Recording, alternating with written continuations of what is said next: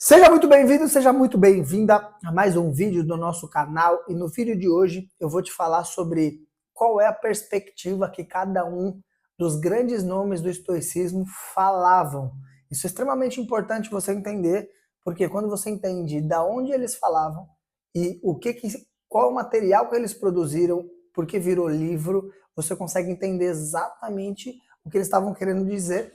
E aí você consegue absorver as informações, beleza? Eu sou o Dredd, criador da Academia do Estoicismo e do método Treinamento Estoico. Já ajudei mais de 50 mil empresários a aplicarem o estoicismo de forma prática, a viverem um verdadeiro sucesso através das virtudes e conseguir se tornar herói e heroína da sua própria jornada.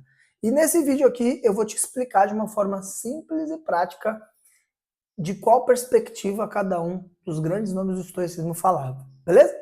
Então, resumindo aqui, eu já tenho vários vídeos dessa nossa série Princípios do Estoicismo, onde eu conto o fundamento do estoicismo. Você pode ir no card aqui, você pode ir que tem mais de 11 vídeos.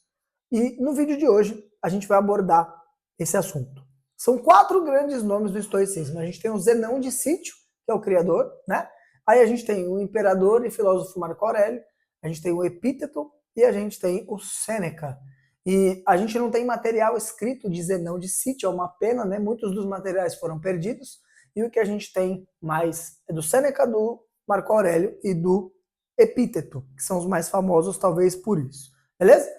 Um ponto importante, e que foi um ponto de dor na minha trajetória estudando e aplicando o estoicismo na minha vida, é que é o seguinte: a gente tem alguns autores modernos, como o Ryan Holiday, que escreveu a Quietude e a Chave, como o psicólogo Donald Robertson, que escreveu Pense como Imperador. A gente tem. Só que qual que é o grande problema? Primeiro, existe algumas divergências de tradução, né? E a tradução grega tem palavras que não tem na nossa língua e a gente chega aproximado, isso pode desvirtuar tudo o que estava querendo ser dito.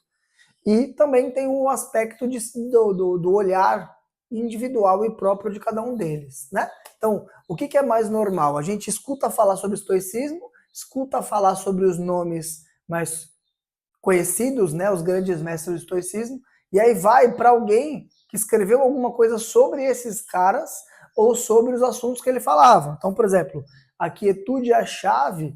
O Ryan Holiday está falando sobre a quietude, sobre a temperança, sobre o olhar para dentro, sobre prosoche, né, que é o estado de presença estoico.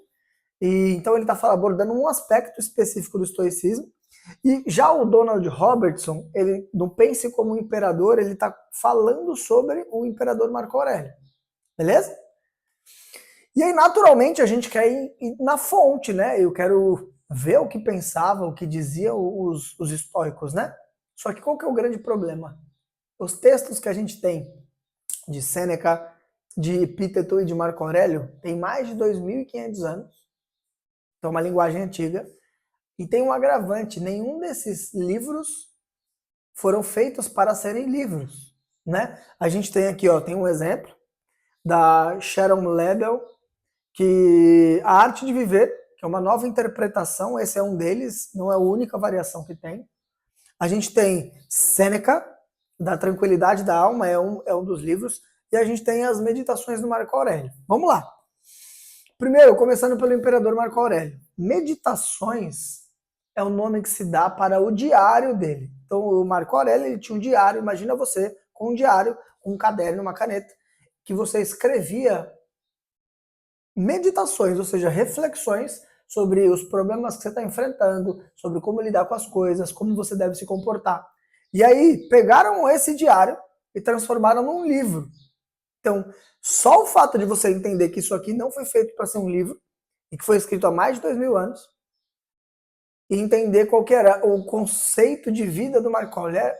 Marco Aurélio ele era um imperador e filósofo, enfrentava problemas, enfrentou várias pandemias, perdeu mais de 7 filhos. A gente consegue entender que já muda todo o contexto. Uma coisa é eu ler isso aqui achando que é um livro, né?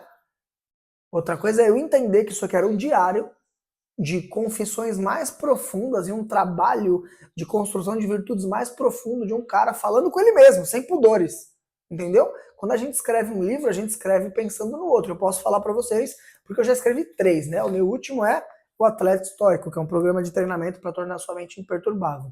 Mas quando a gente escreve um livro, a gente escreve como aquele livro pode ajudar as pessoas. Nesse contexto, não. Aqui era as reflexões do imperador para ele mesmo. Então, assim, ao mesmo tempo que torna mais difícil a leitura e o entendimento, torna mais incrível porque a gente consegue acessar o que estava se passando no coração e na mente dele.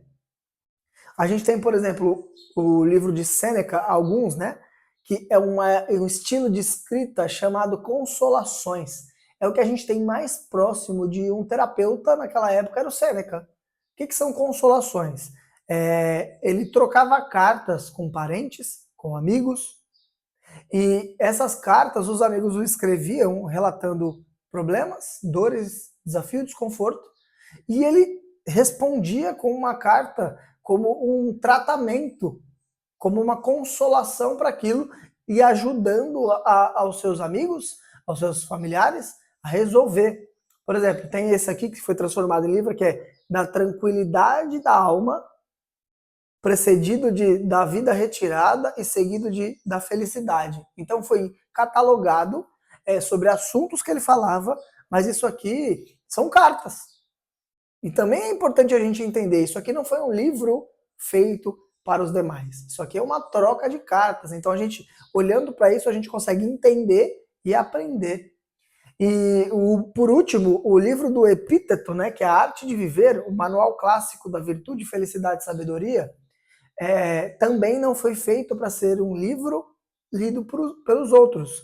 Um dos alunos de Epíteto documentou algumas aulas, algumas palestras dele, e transformou isso num documento. E esse documento virou um livro. Então, aqui são aulas expositivas, são palestras que foram anotadas e transcritas para um documento, e esse documento virou um livro. É importante a gente entender esse contexto, porque esse é o grande motivo da maioria das pessoas se encantar pelo estoicismo, gostar das frases de efeito, mas não conseguir aplicar na vida.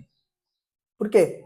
Não entende quem eram os grandes estoicos, não entende da onde eles falavam e não entende o contexto. Entender o contexto torna mais fácil do entendimento e da aplicação. Faz sentido para você?